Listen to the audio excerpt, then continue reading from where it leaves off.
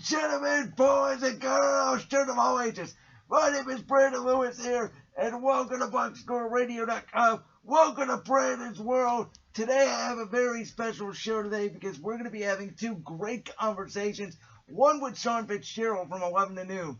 But to kick off today, we are bringing in the one, the only, the man of three halves. He is F-Man, half amazing, and F of Black Score Radio's Mitch and Mike. Michael Reiner, how are you, Michael? Fantastic, Brandon. It's a new school year at Kent State.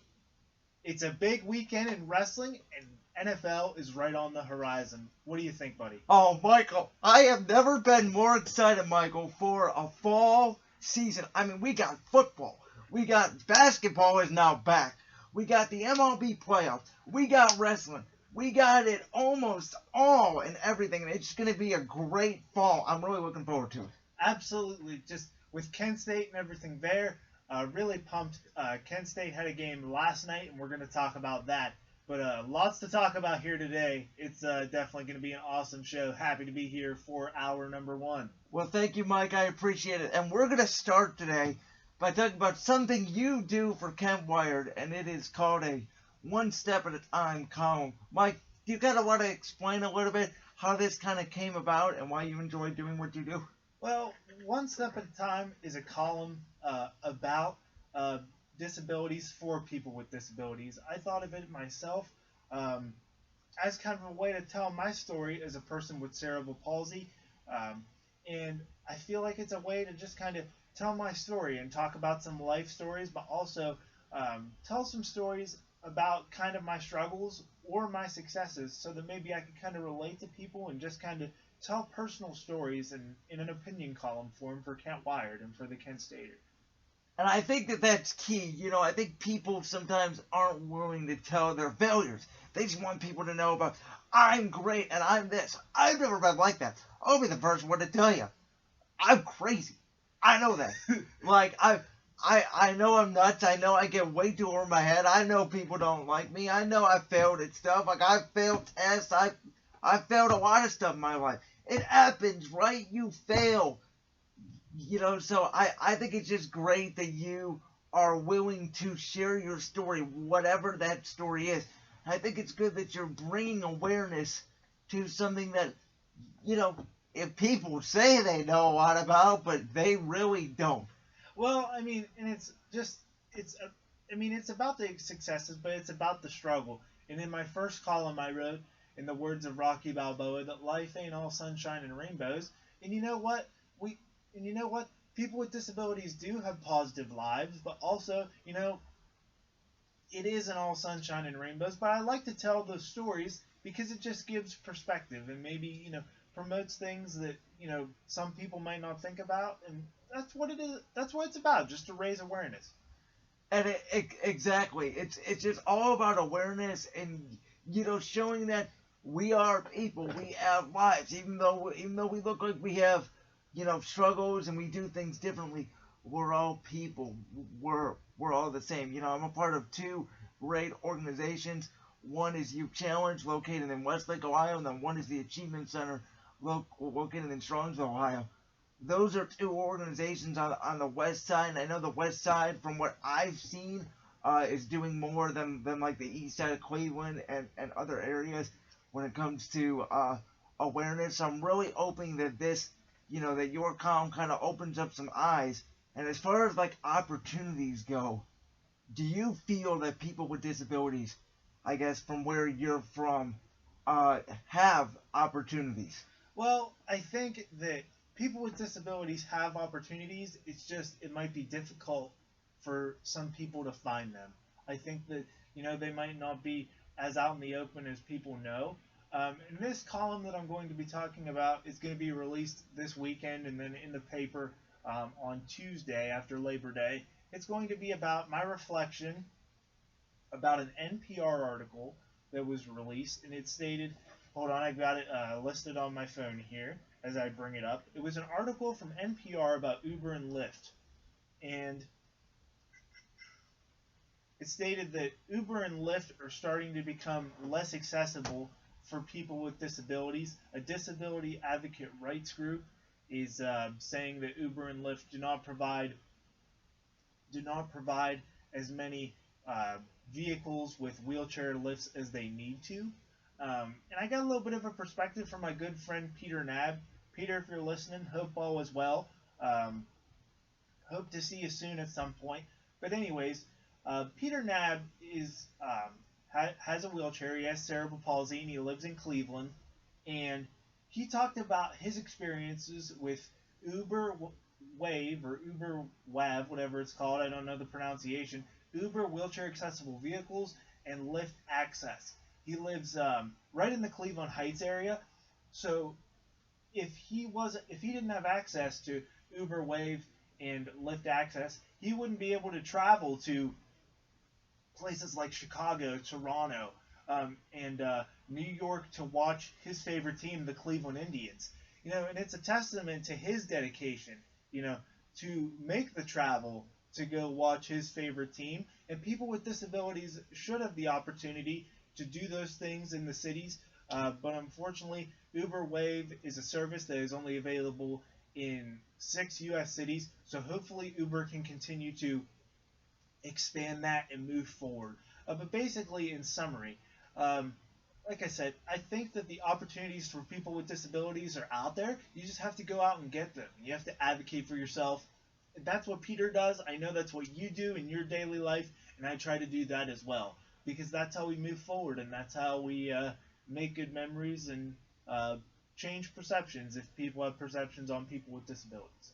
Do you think when it comes to like Wave and Uber Lyft, do you think that there's only 6 U.S. cities that offer it? Do you think it's money, or do you think it's something else? Well, I'm not 100% sure. In the article, it didn't really talk about that. I just think it was something that, when Uber and Lyft really caught steam, it was just something that they didn't think about, was the whole wheelchair lift thing. And it's something that's easy to not keep in mind if you're a regular consumer, because like we talked about, this column is designed for, to promote issues that people might not think about just because, they haven't experienced it. So, I mean, that doesn't make them bad people or anything. It just means that they haven't been exposed, to the issues. So I think with this added exposure from this NPR article and Uber Wave continuing to expand into 6 cities, hopefully we move into the Cleveland side, the Pittsburgh side, especially with the driverless cars. I would think that Pittsburgh would try to do something with wheelchair lifts as well, I would hope.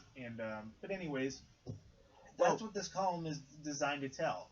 To tell that issue of Uber and Lyft, Uber Wave and Lyft access, so that people can be made aware.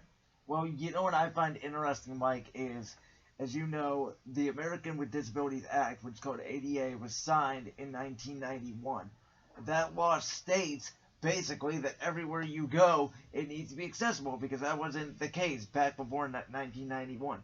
So I find it really interesting that these places don't have accommodations like that, because I feel like under the law, they should. Like, every van should have some kind of access or lift or something like that. And you would think that that would support the ADA law, but it's something that needs to be taken care of.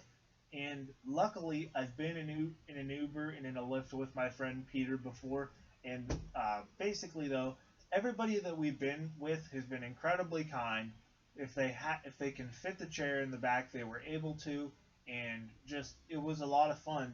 But yeah, if there's any way that we can take care of this issue and make sure that people with disabilities don't have to worry about their driver moving past them or being ignored, that's the mission that we want to fulfill, so that people with disabilities can be given equal opportunities as other people. So call your local congressman. Let's have a change the ADA. All right. So, last question I want to ask you on this is, do you feel like growing up, like in the summer or maybe even during the school year, did you feel like that you had opportunities to like go to camps, whether it was for disabilities or not disabilities, to interact with people and kind of get out and meet new people in that way? This is an interesting conversation, and I'm happy that you brought this up. because I would definitely go to tons of camps for people with disabilities, whether it would be sports camps with the adaptive sports programs of Ohio, or things like that. But another camp that I went to in my senior year of high school, in my junior year of high school, and the end of my senior year of high school, it was a camp called the Ohio Youth Leadership Forum for People with Disabilities in Columbus, Ohio. And it was a 4 to 5 day long camp that talked about advocacy and how people with disabilities could stand up for themselves, um, be advocates for themselves, and go on to live impactful lives. My first year, I went to Columbus as a delegate, and then my second year, I came back to volunteer as a staff member. Wonderful experience because I got to meet people with disabilities just like me from all kinds of different backgrounds, and I even got to help a group of people as a volunteer, and that was really rewarding for me, because any way that I can help people with disabilities or their families is really my goal. And that's the goal of this column. And one great column that I had a couple weeks ago was about the Ohio Youth Leadership Forum, and I was actually able to add a YouTube video because I was a speaker for the event, and that was a really cool experience. The speech is on YouTube. I'll even tweet out the link or post the link, maybe comment it in this video when it gets up. But yeah, a wonderful experience with the Ohio Youth Leadership Forum, helping people with disabilities, and I was really happy to be able to come back as a speaker for this year's seminar. It was the second week of July, and a big thank you to Donna Foster and everyone at the Governor's Council for People with Disabilities and Opportunities for Ohioans with Disabilities for this opportunity, and I'm just happy to be doing what I'm doing with this column and with everything in general with this. Yeah, I read that column just like I do all your columns, and this one, really stood out. Just hearing your speech as well, I was like, man, this guy's great. Like Wow. you are a great speaker. I think that you know in your heart what you want, and that's what I've always said.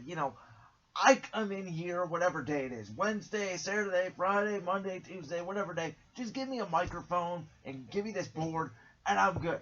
I just ramble on and on about sports or whatever. With and you kind of change base. This kind of forum is not like a public speaking forum, but I really felt like that you showed that you are passionate. Just like we are here today, sitting here talking about this and other stuff. But I feel like that you were passionate. You knew what you want, and man, it was a great speech. You had me hooked the whole time. Well, I appreciate that, Brandon. Thanks, man. No problem.